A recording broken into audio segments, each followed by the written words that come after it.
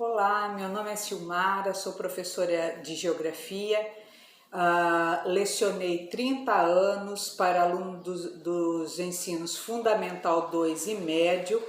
Esse vídeo, como os outros aí, a maioria que eu explico sobre regiões brasileiras, elas se destinam a esse público. Óbvio que qualquer pessoa que queira pode assistir, né?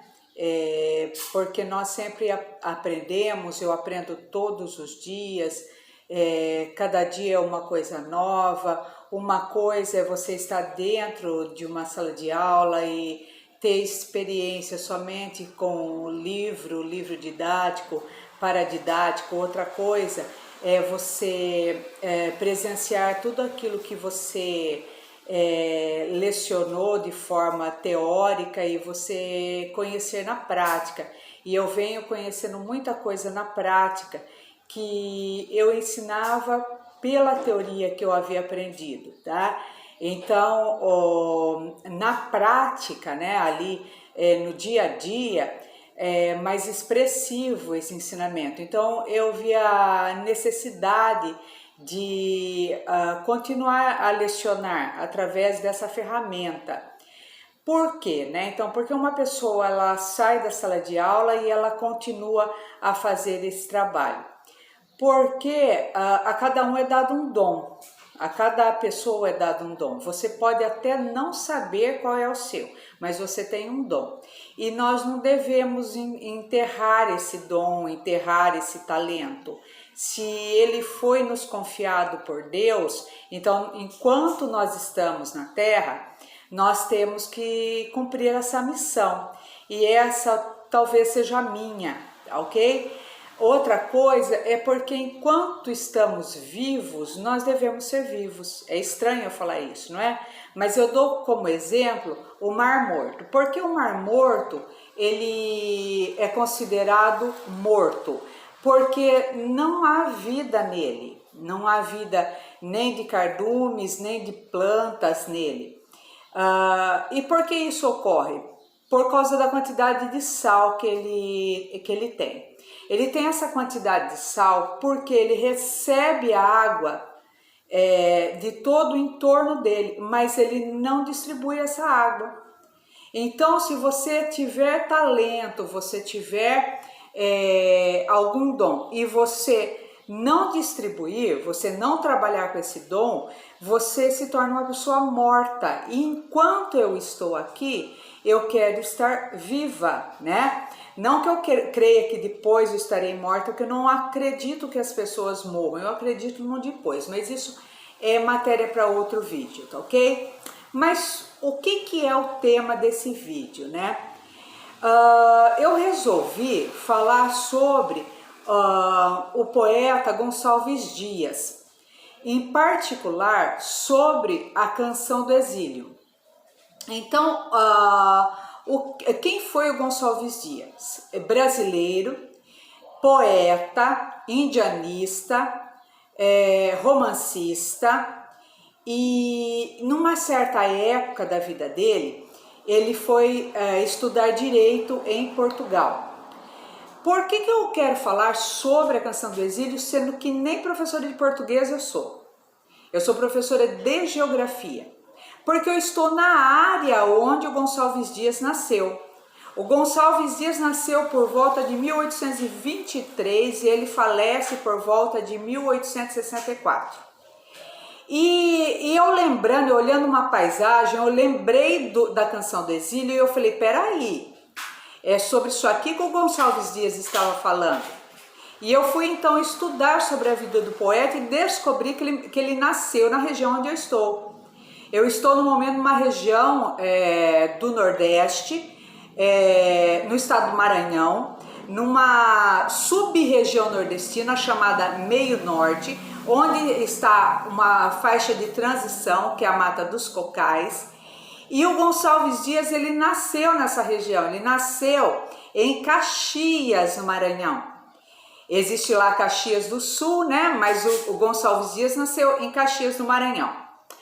Por que Canção do Exílio? O que é exílio? Lembrando que eu sou professor de ensino fundamental e médio, tá? Então, às vezes uma pessoa adulta, ela vai ouvir isso, eu já sei disso. Então, você já sabe, mas um ser em formação, ele não sabe. Um ser adolescente ali em formação, muitas vezes não sabe. Exílio é uma condição onde tira o indivíduo do seu lugar e ele é levado forçadamente a outro. Tá? Forçadamente por quais circunstâncias? Fome, perseguição religiosa, perseguição política, né? Fatores climáticos. Mas o fato é que ele não foi de livre e espontânea vontade para aquele lugar. Houve uma questão aí que o forçou a ir a tal lugar. E sobre o Gonçalves Dias, foi colocado uma arma na cabeça dele e fez com que ele fosse para Portugal? Não. Tá? Qual é essa condição de exílio do Gonçalves Dias? Ele foi estudar direito. Na época, então eu estou falando de 1820 e pouco, tá? Os filhos de um fazendeiro, eles tinham já um destino traçado pelos pais. Como assim? Aquele filho do fazendeiro, e ele torcia para que isso ocorresse com o primeiro filho, tá? Se ele tivesse umas características mais masculinizadas para a época, ele era destinado a lida como pai. Ele aprendia a ser o próximo fazendeiro. E o pai torcia para que isso ocorresse já com o primeiro. Era um alívio. Ufa, nasceu, né, o fazendeiro. E os outros meninos? Gente, deu um cortezinho aí, né? Eu estava falando dos filhos do fazendeiro, né? Que um dos meninos, ele iria ser colocado na lida para trabalhar com o pai, ele tinha as características mais para fazendeiro. O outro menino, ele iria trabalhar, ele iria estudar. Isso não é escolha do menino não, tá? É da família. Então, ele ia ser destinado ao estudo de direito ou medicina, que geralmente era Rio de Janeiro ou São Paulo, então era mais fácil mandar o filho para a Europa, ou se tivesse um terceiro filho e a mãe fosse muito devota, ele iria para o sacerdócio, ele iria estudar para ser padre. E as meninas? Pobre, menina rica, ela iria ter que aprender a bordar, a costurar, a pintar, a falar francês, a tocar piano, a ensinar as empregadas da casa, porque ela teria que casar-se com um filho de fazendeiro para que juntasse os latifúndios. Ela não tinha escolha. Os meninos também não, mas para a mulher era muito difícil, ela não tinha escolha, tá? E isso a menina rica. A menina pobre, pior. Então, se a menina rica era pobre, menina rica, a menina pobre era pobre, menina pobre, mas isso dá matéria para um vídeo depois falando sobre isso, tá ok? Então, o Gonçalves Dias, ele se sentia exilado porque provavelmente ele foi forçado a ir para Portugal para estudar direito. E ele tinha uma dor na alma. Como eu sei que ele tinha uma dor na alma? Porque ele era poeta. Não se escreve poesia sem dor na alma. É uma característica do poeta. Não se iluda quando você ouvir um cantor ali no palco cantando uma canção muito bela, tá? Muito romântica. Dificilmente foi ele que escreveu. Dificilmente. Por quê? Porque o poeta, ele não gosta de se expor.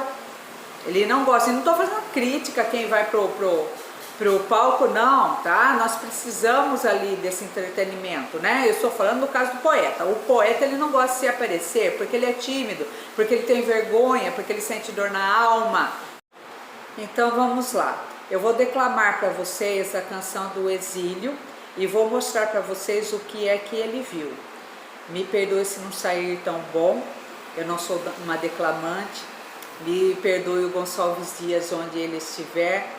Mas o fato é que eu me lembrei dele, eu me lembrei desse poema tão lindo, né? E eu quero mostrar um pedacinho para vocês do que é que ele viu.